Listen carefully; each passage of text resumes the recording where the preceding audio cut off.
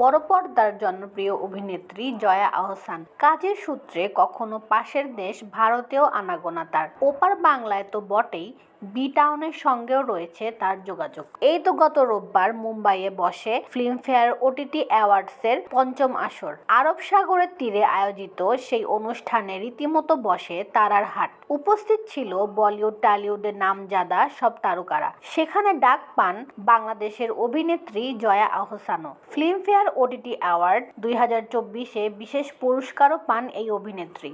মুম্বাইয়ের সেই মঞ্চে এদিন ঢাকার ঐতিহ্যবাহী জামদানি পরে হাজির হন জয়া আহসান।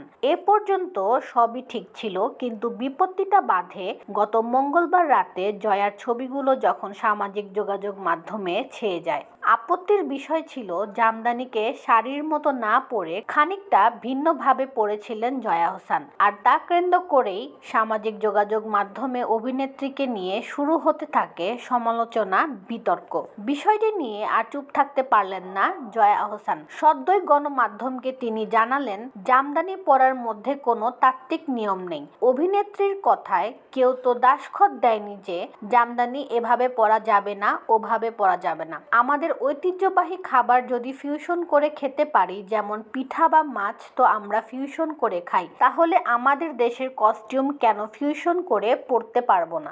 জয়া এও বলেন, জামদানি যদি স্কার্ট হয়, জ্যাকেট হয়, তাহলে এভাবে পরলে সমস্যা কোথায়? আমরা যত ফিউশন করব তত বাইরের দেশের কাছে উপস্থাপন করতে পারবো। এটার চাহিদা অনেক বেড়ে যাবে। এসব ভেবেই আমি জামদানির এই ফিউশন করেছি। পুরনো যেসব মেয়েরা যুদ্ধ করত, তাদের যে লুক, সে লুকেই আমি সেজেছিলাম এবং সেটা ইচ্ছে করি। এমনকি পরিচালক সুজয় ঘোষও আমার লুকের প্রশংসা করেছিলেন।